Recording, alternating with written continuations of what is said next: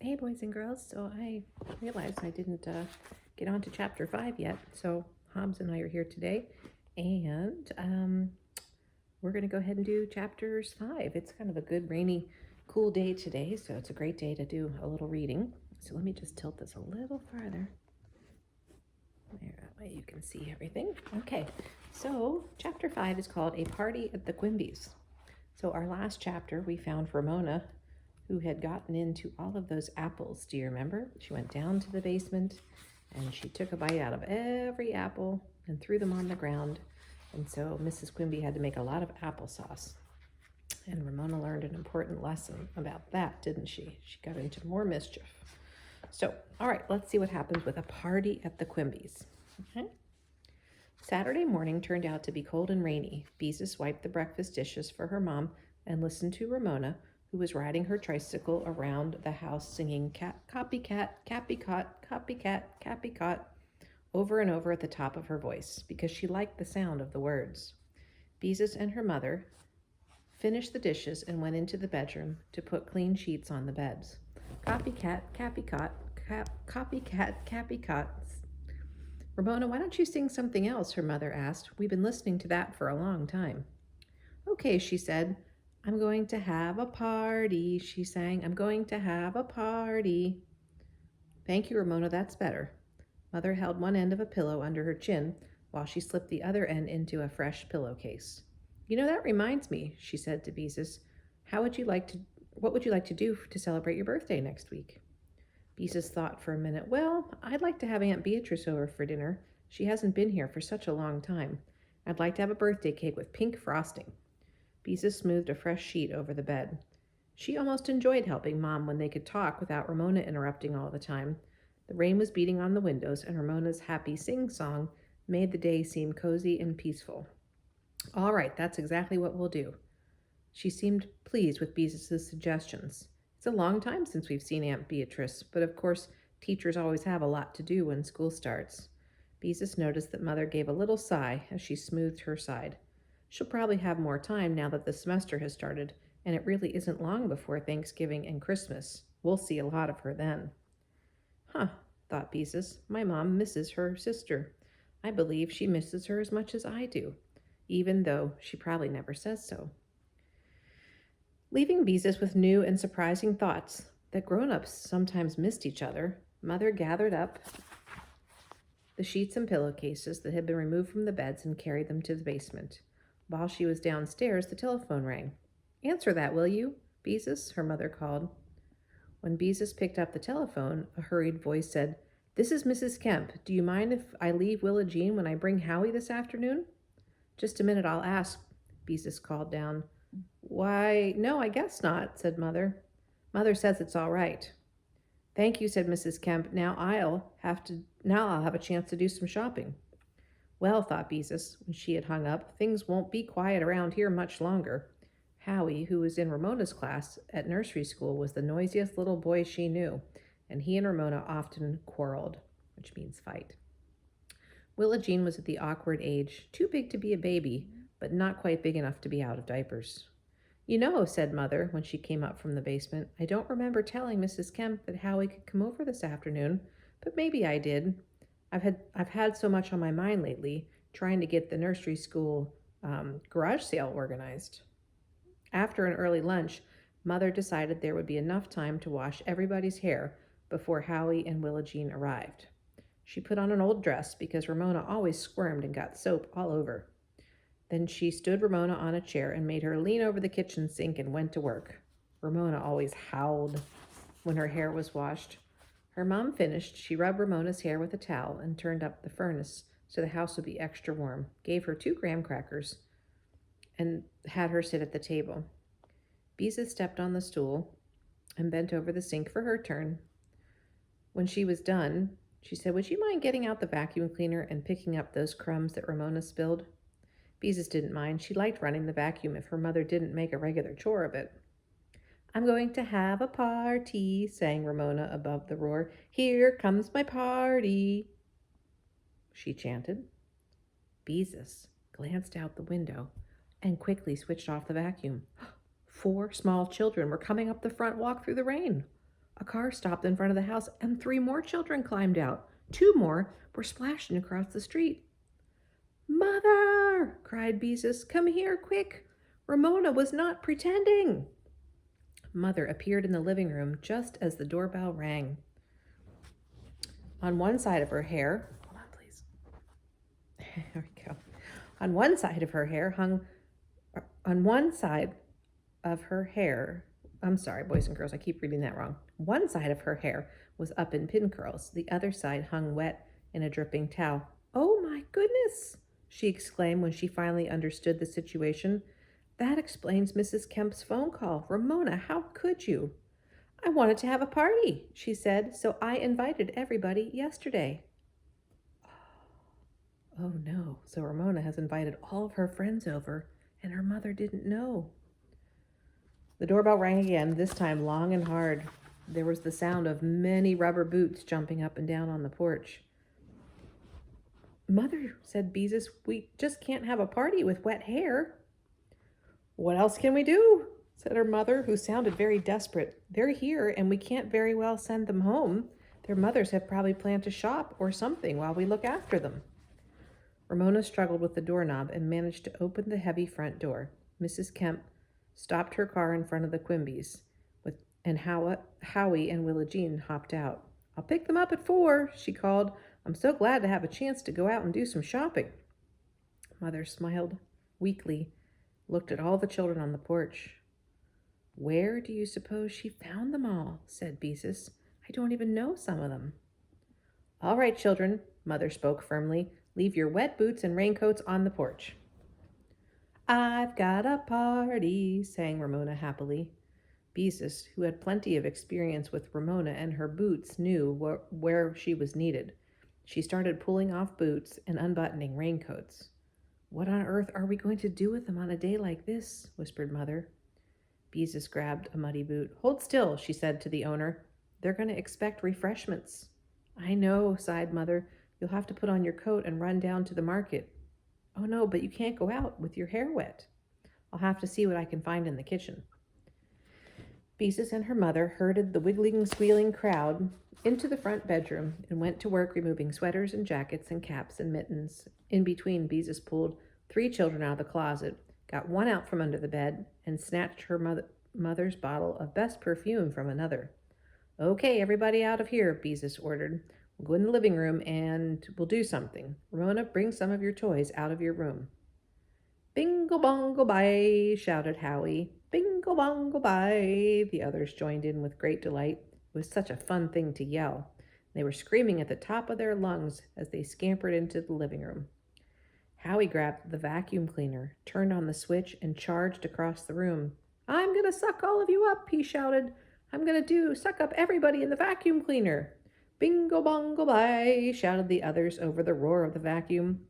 One little girl began to cry. "I don't want to be sucked up in the vacuum cleaner," she sobbed. Willa Jean clung to the chair and cried herself. Ramona appeared with her arms full of toys, but no one paid any attention. The vacuum cleaner was much more fun. "I want to push the vacuum," screamed Susan, who lived in the next block. Ramona offered Susan her panda, but Susan did not want it. So Ramona hit her with the panda. "You take my bear," she ordered. "This is my party, and you're supposed to do what I say." "I don't want your old bear," answered Susan. Beezus tried to grab the vacuum cleaner, but Howie was too quick for her. The room was getting very hot, so Beezus darted over to the thermostat to turn down the heat. Then she dashed to the other side of the room and disconnected the vacuum at the wall. It died with a sudden groan. Everybody was quiet, waiting to see what would happen. Okay, so there's Howie on the vacuum and Susan and Ramona.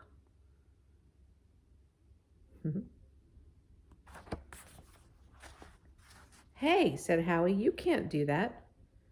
Beezus frantically tried to think of some way to keep 15 small children busy and out of trouble. At least she thought there were 15. They didn't stand still long enough to be counted. "Where's the party?" one little boy asked.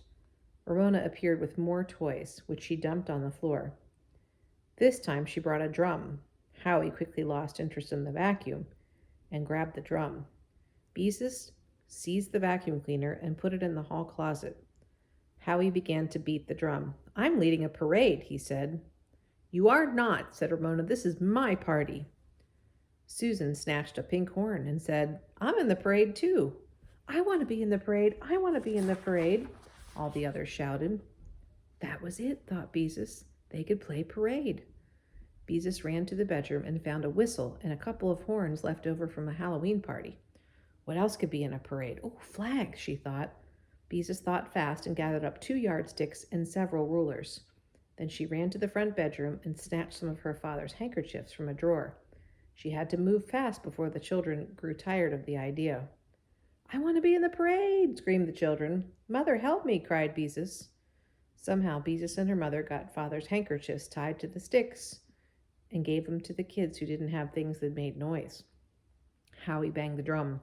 "Follow me," he ordered, beginning to march. The others followed, blowing whistles, tooting horns, and waving flags. "No," screamed Ramona, who wanted to be the boss of her own party. "You wanted a party," she said. "If your guests want to play parade, then you better join them." Ramona frowned, but took a flag and joined the parade rather than be left out. "Playing parade was a wonderful idea. I hope it lasts," said her mother. "So do I," Beezus agreed. "Bingo bongo bye," yelled the flag wavers. Howie led the parade, including a sulky Ramona, out of the living room, down the hall, through the kitchen and dining room, and back into the living room. Willa Jean toddled along at the end. Beezus was afraid the parade might break up, but all the children appeared delighted with the game. Into the bedroom they marched and out again. Beezus opened the basement door. Down the steps Howie led the parade. Willa Jean had to go backwards on her hands and knees. 3 times around the furnace and up again, right before Willa Jean was even halfway down. Look at that. There they go. Look at all those children. Wow. So 15, that would be just like our morning class. Same number of kiddos that we have in our morning group, isn't it? There you go.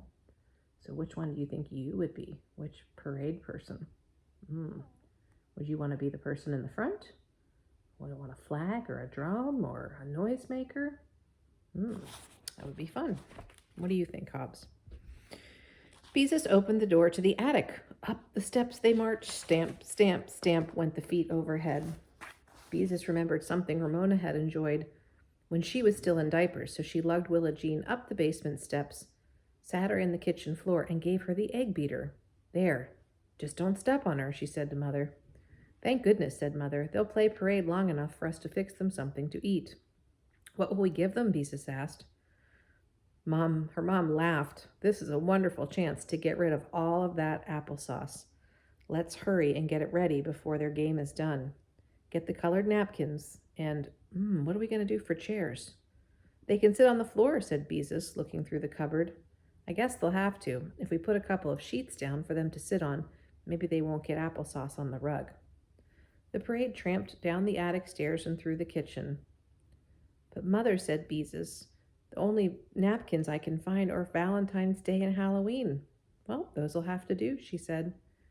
Beezus spread 2 sheets in the middle of the living room floor. Then she went into the kitchen to help her mother, who was tearing open bags of fig Newtons.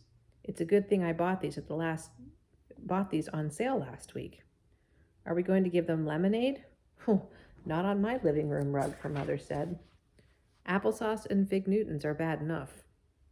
Maybe if we feed them right away, some of them will think the party is over and it's time to go home." "I hope so. This many small children in the house on a rainy day is too much." The parade stamped across the attic again. "It sounds as if they're coming through the ceiling. Let's catch them the next time they come through the kitchen and hand out the applesauce. Then maybe we can get them to march into the living room." It was not long before Howie led the parade into the kitchen again. He stopped so suddenly, all the children bumped into each other. "When do we eat?" he demanded. "Now," said Beezus, and she handed him a dish of applesauce. "I want some," cried the others. Mother handed a second child some applesauce. "Forward march," she ordered. Beezus led Howie into the living room, and the rest of the parade followed. "You sit there," she said to Howie. She was relieved to see the others seat themselves quickly around the edge. Quickly, she was handing out the napkins. "I want one with witches," said a boy who had a valentine. And I want one with hearts, said another girl who had a Halloween napkin. She counted them. There were enough of each kind to go around. 2 napkins apiece would be safer anyway. She handed each child a second napkin, and they all began to eat their applesauce. Ramona was beaming because refreshments were the most important part of any party, and now her guests were behaving the way she wanted them to. Mother came out of the kitchen with a plate of fig Newtons. Here, pass these around, she said. I think we better help Willa Jean. Ramona, her face shining with happiness, looked at her friend sharing the applesauce. Those cookies are filled with worms, she said. Chopped up worms, she gleefully told everybody. Ramona, said Beezus, who was shocked. They aren't either. They're filled with ground up figs. You know that. Ramona did not answer. Her mouth was full of fig Newtons. Beezus passed the plate to a boy named Joey. Ooh, I don't like worms, he said. I don't like worms, said the little girl who had applesauce on her chin. Beezus noticed that Ramona was beginning to frown. When Howie refused a cookie, it was too much for Ramona. You eat that, she shouted. I won't, said Howie. You can't make me. Ramona jumped up, spilling her applesauce on the sheet. She thrust a cookie at Howie. You eat that, she said. It's my party, and I want you to eat it. Oh, my goodness. She doesn't have very good manners, doesn't she? Howie knocked the cookie out of her hand. Ramona grabbed a handful of fig Newtons and thrust them at Susan. Eat these, she shouted. Susan began to cry. They're full of worms. I don't like worms, she said. They're pretend worms, yelled Ramona. No, they're not, cried Susan. They're real. Oh, Ramona's getting quite upset that she's not getting her way, is she? That's what happens sometimes when we think something should go one way and it goes a different way. Sometimes we get upset by that, don't we? You eat these, said Ramona, and she was thrusting handfuls of cookies at her guests. She stamped her feet and screamed, throwing a tantrum. My mother won't let me eat worms, shouted one boy. Ramona threw herself on the floor and kicked. Ramona, stop that. Her mother appeared from the kitchen with Willa Jean on her hip. She grabbed Ramona by one arm and tried to get her to her feet, but her legs were like rubber. All right, Howie, forward march, Beezus ordered, hoping to draw attention away from Ramona. No one moved. It was more fun to see what was going to happen to Ramona. This is my party, and they're supposed to eat my refreshments, howled Ramona, banging her heels on the floor. Ramona, you're acting like a 2-year-old. You may go to your room until you can behave yourself, said Mother quietly. Ramona kicked even harder to show she was not going to mind unless she felt like it. Ramona, said her mother, don't make me count to 10. Gasping with sobs, Ramona got up from the floor, ran into the bedroom, and slammed the door as hard as she could. All right, parade, said Mother. Forward march. Up and down, whistling and banging and tooting, marched the parade. Mother sat Willa Jean down and was beginning to gather up the dishes and sheets when a car stopped. It was Mrs. Kemp. At last, said Mother.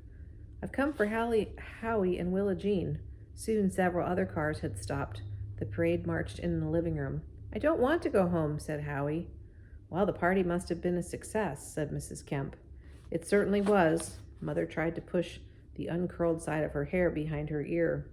I like to play parade, said Howie, but I didn't like what they had to eat. Why, Howie, said Mrs. Kemp, you need to remember your manners. Ramona, her face streaked with tears, came out of her room and stood staring unhappily at her departing guests. When the last child struggled into his boots, she looked tearfully at her mother. I'm behaving myself now, she said quietly. Ramona, said her mother, if you wanted a party, why didn't you just ask me for one? Because when I ask, you don't let me do things, said Ramona. Well, Beezus couldn't help feeling there was some truth to that.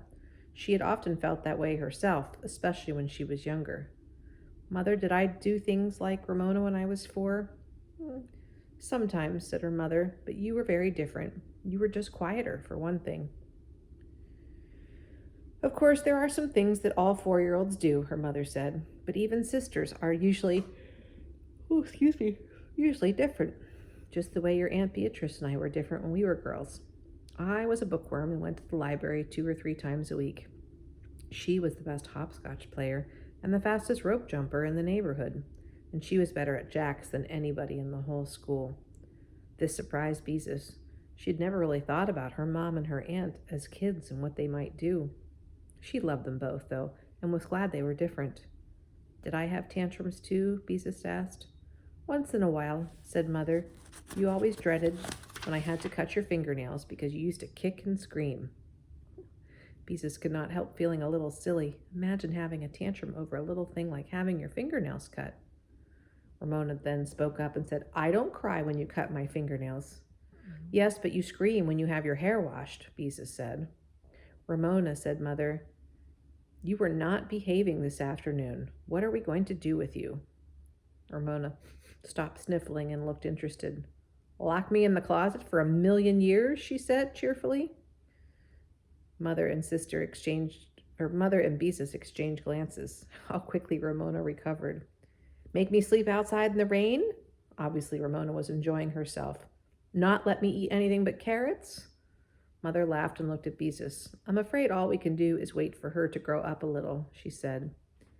When Mother said we like that, Beezus almost felt sorry for Ramona because she would have to wait such a long time to be a grown-up.